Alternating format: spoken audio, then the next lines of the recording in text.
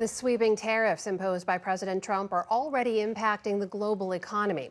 But if tariffs are meant to bring jobs home, what happens if the U.S. may no longer have all the tools to do the work? Economics correspondent Paul Solman reports on the hurdles faced when one Alabama company tried to make a product entirely in America and what it suggests about the challenges ahead. So we're going to have made in the USA like we haven't had before in a long time. More consumers are searching for made in the USA labels. The economic battle cry these days. Made in America! Buy Made in America. Sounds great. The days of making our parts all over the world because we have wonderful partners. No, it's America first now. And even before President Trump began announcing tariffs to bring back American manufacturing, in Huntsville, Alabama, Destin Sandlin was already on the case. Is it possible to make something in America and be competitive in the marketplace? Sandlin is a rocket scientist and engineer who used to test missiles for the military. He now hosts the wildly popular Smarter Everyday series on YouTube, more than 11 million subscribers. He's explored everything from why humans don't die at birth to how to survive an underwater helicopter crash to what happens to a baseball when it goes past the speed of sound. How do you come up with topics? It's just whatever I'm interested in. That's the only requirement. His off-the-wall latest experiment to manufacture a product, every single part of which is made in the USA. Could we even do it? Could we make the tools necessary to make things in America? The idea was sparked by the pandemic and a critical shortage in his community. We needed personal protective equipment for medical workers, and we couldn't get it. Like, we were waiting on people to fly things into us from other countries. We couldn't make it, and that scared the fire out of me. Sandlin and other local engineers organized an effort to 3D print the desperately needed products. Not long after, Sandlin met Alabama businessman John Youngblood, who wanted to make a barbecue grill scrubber using chainmail instead of the standard bristles, which those metal bristles, like a wire brush, will break off, and people are swallowing them, or Really? and then you're going to the doctor. Yeah, if you ask any ER doctor, everybody's seen it. Sandlin saw his opportunity. Destin asked me straight up. He's like, "Hey, would you be willing to go in with me on this product, and we can make it all here in the U.S.?" And I was like, "Absolutely." I don't think John would have said yes to me if the potential to market on YouTube wasn't there. But it was. And so in 2021, the pair set out. So I guided them how to mold and how to make molds. They lucked out at first, finding tool and die maker Chris Robeson, about to turn 70. So when they finished the molds, we checked them out, made sure everything was going to work for us.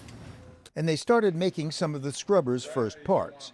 But, says Sandlin, Manufacturing capacity in America has been gutted. If Chris had decided to retire before I needed that mold made, we would not have been able to make an injection mold in my area. Or who knows where, given the state of manufacturing in the U.S. The tool and die trade is suffering greatly by the fact that we're losing tool and die makers. Most of them are about my age. We don't have any younger people stepping up to take the place of the people that are retiring. And when they looked for the simplest part, a plain old steel bolt that would also be made in America. This little stainless steel bolt right here, it's a 1-inch bolt. I talked to a bolt manufacturer, and he said, yeah, we can't get the material for that.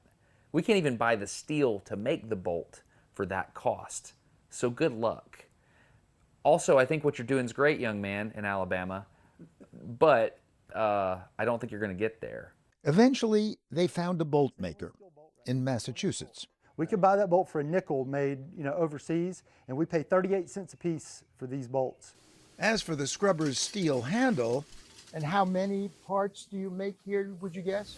Tens of millions. Enter Weston Coleman at TNC Stamping in Athens, Alabama. So the first station, we actually bend the end of the handle down. We just make sure this handle is wrapped fully around on the end. But doing the work in America costs way more than, say, in China. For every dollar that we would quote a tool for, they're quoting it for 25 cents. Though long-term, Coleman says, offshoring has its own costs, even before adding possible tariffs. There's hidden costs, there's maintenance costs, there's going to be quality issues, and quality costs money, especially if it's a long-term part. You know, John Youngblood and Destin Sandlin, they want this to be a long-term part and a long-term business partnership. And 10 years down the road, there's no telling what the tooling costs and maintenance costs are going to be on an overseas tool. In short, another example of manufacturing myopia in America. But so far, all parts made in America, including the molded knob that holds the scrubber to the handle, or so they thought. This was originally supposed to be made in America, but the box came in, they said made in Costa Rica. That's right. That's right. We thought they were made in Mississippi. They were not. One of the things we're realizing is the only things we can verify are made in America are the things that we 100% control the supply chain of because we manufactured it or watched it be manufactured. Wouldn't you say that? That's right. That's right. As for that American bolt that cost them 38 cents, we've been told it's made in America, and I mean, maybe we're a little naive to believe it. well, who told you? The supplier, and we've searched low and high. Yeah. And I do believe the bolt's made here, because, especially with that 38-cent price point. But they're not sure. Okay, 4 years on, the scrubber is for sale online for $75, a little less at a local Alabama grill store. So we've been in business since 1982. But given the sky-high costs of made in America, will anyone buy it? Are they selling, or? Yeah, I wouldn't say necessarily like hotcakes because grill brushes are not necessarily the hottest commodity right now, but they are selling. So this is how much? $60. And what's the competition? That probably closest thing on this would be this triple row brush from Napoleon. And how much is this? 21. Thrice the price, but worth it, says salesman Jason Peasley. Is it a selling point that this is just made in America? No, absolutely. But 4 long years, a lofty price tag because of made in America, and yet still not everything is. When you started this, did you realize what a challenge it was going to be? Things like this? No. It's a hard thing to do. Like, making something in America is very, very difficult, and you almost have to go against the economic forces to try to make it happen. Would you agree? 100%. It's similar to, it's a hybrid of the design that you and I talked about. So Still, they've gone back to Robeson, whose laser gives the scrubber its proud final flourish, made in the USA. He'll now help make new all-American knobs. So, in the end, a kickstart to a made-in-America renaissance? we're not going to turn around American manufacturing with a grill scrubber being made in Alabama. It's not going to happen. But we might excite somebody in Nebraska. And I think that's important because I think the future is for people who make things. I think everybody in the audience would be sympathetic to what you're saying, but I think they'd also be skeptical that we could turn things around.